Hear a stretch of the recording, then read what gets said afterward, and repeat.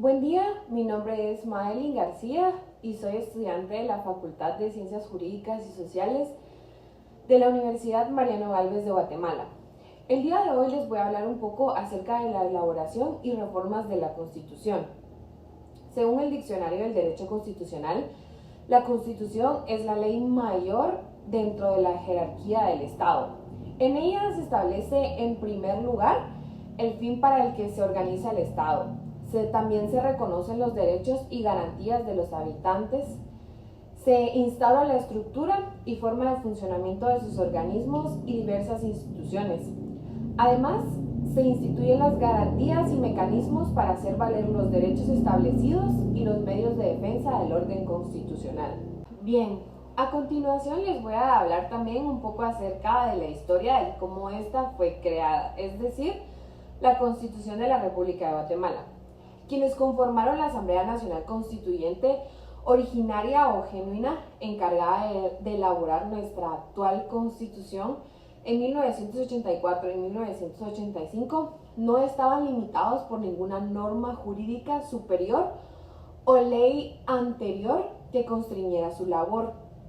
Sin embargo, es por su propia voluntad, tal y como se establece en el prólogo de la Constitución, quisieron hacer constar los principios o aspectos más importantes en que se basaron para redactarla. Dicho prólogo dice así: invocando en el nombre de Dios, nosotros los representantes del pueblo de Guatemala, electos libres y democráticamente, reunidos en la Asamblea Nacional Constituyente con el fin de organizar jurídica y políticamente al Estado, afirmando la primacía de la persona humana como sujeto y fin del orden social, reconociendo a la familia como génesis primario y fundamental de los valores espirituales y morales de la sociedad y al Estado como responsable de la promoción del bien común, de la consolidación del régimen de legalidad, seguridad, justicia, igualdad, libertad y paz.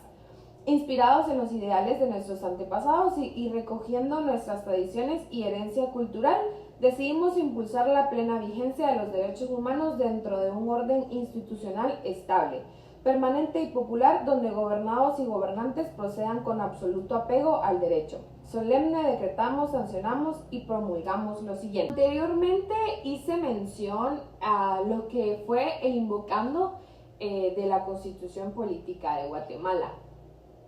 Después de esto, cuando mencioné promulgamos lo siguiente, continúan todos los artículos que contiene la Constitución Política de la República de Guatemala. También quiero hacer mención de la fecha en que esta fue promulgada.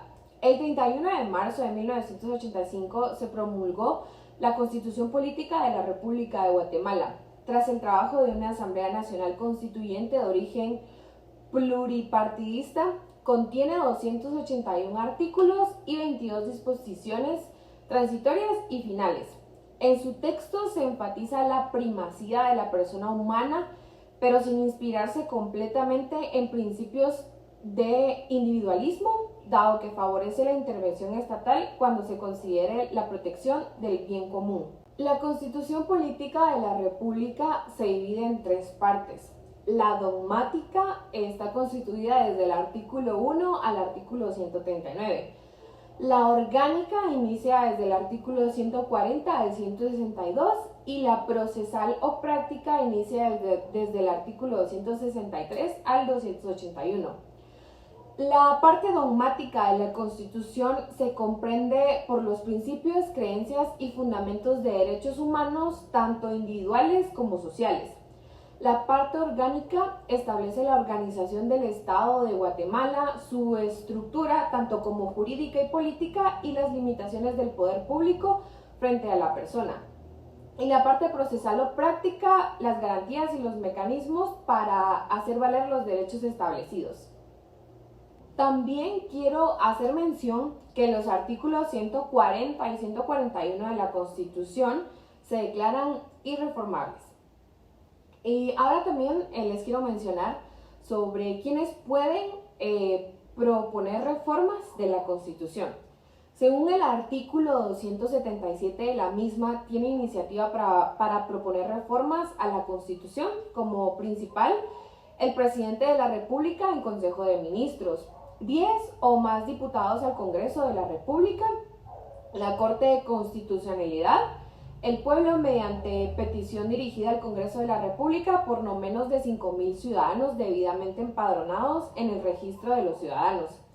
En cualquiera de los casos anteriores, el Congreso de la República debe ocuparse sin demora alguna del asunto anteriormente planteado. Las reformas a la Constitución son una manifestación de la democracia constitucional en la cual, mediante una modalidad de sufragio y la capacidad de optar a cargos públicos, el pueblo organizado en cuerpo electoral participa en el proceso, lo que hace indirectamente a elegir a sus representantes o directamente por medio de un acto de ratificación obtenido en consulta popular. Siempre será necesario entonces, para legitimarla, se declaren abiertamente los objetivos de la enmienda a través de una libre exposición a la ciudadanía, para que ésta se halle en condiciones de conocer ampliamente, en relación de igualdad, las razones a favor y en contra de la reforma. Quiero recalcar un dato muy importante acerca de la Constitución Política y sus reformas. La Constitución Política ha sido sometida en 2 ocasiones a una reforma en la que se incluyeron reformas al sector justicia. La primera fue en 1993 y esta fue ratificada en consulta popular, en 1994. La segunda fue en 1999 y esta fue rechazada en la consulta popular en la que fue sometida. Quiero agregar como conclusión que el principio de supremacía constitucional instituye que todos los poderes públicos y los habitantes del país están sujetos a la Constitución como norma suprema, protegida por su inderogabilidad. Por tanto, el ordenamiento interno debe guardar conformidad con el texto constitucional. De otra manera, incurrirán en ilegitimidad. Espero que con este video hayamos aprendido un poco más acerca de la elaboración y reformas de la Constitución. Para mí fue mi total agrado poderles compartir un poco acerca de esta. Muchas gracias.